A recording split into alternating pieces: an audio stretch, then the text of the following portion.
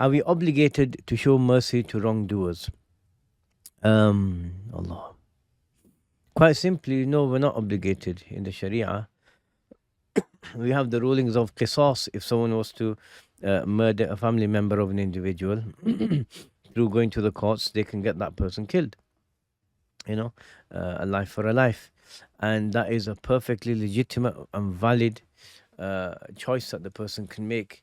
The higher road is showing mercy, and that's where you get many of the situations where the ulama have said that if someone's ever wronged you and you get put in a position of power where you can get avenge yourself or do something in the situation, then pardoning them is the thanks to you show to Allah for having given you power over them, which is all great. um Sometimes, so this is a general broad thing, and sometimes um mercy is uh, mercy would be as in to just pardon someone straight away. It's not in its proper place. uh, if you just look at the story of the Prophet Yusuf alayhi salatu wasalam, after he became the prime minister and his brothers came, had he said, "My dear brothers, it's me all along, I forgive you," their reality would not have been exposed again, and to themselves, actually, and to others. And because up until this point, they were saying, "Oh, Yusuf got eaten by a wolf, and we didn't do anything wrong." So had he just said, "I forgive you," they wouldn't have learned their lesson.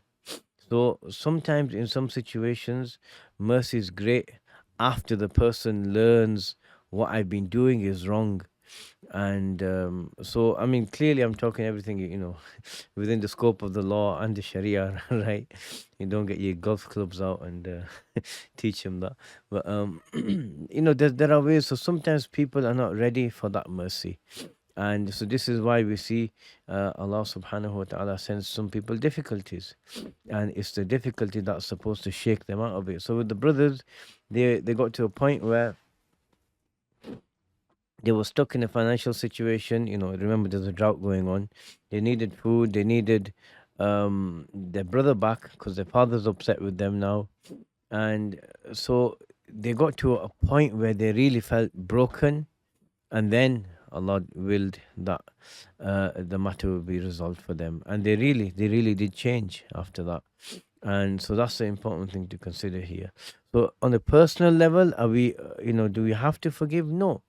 And sometimes for some people, the person who's wronged them has done it willingly, knowingly, deliberately, repeatedly, and shamelessly, just keeps doing it.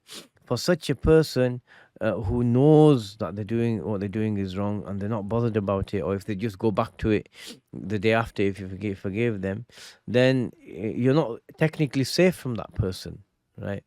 And that's why we have the day of judgment. That's why Allah subhanahu wa ta'ala will deal with, the criminals on the day of judgment. There are some people, they see you're pardoning them as a sign of weakness, they'll just come back harder, right?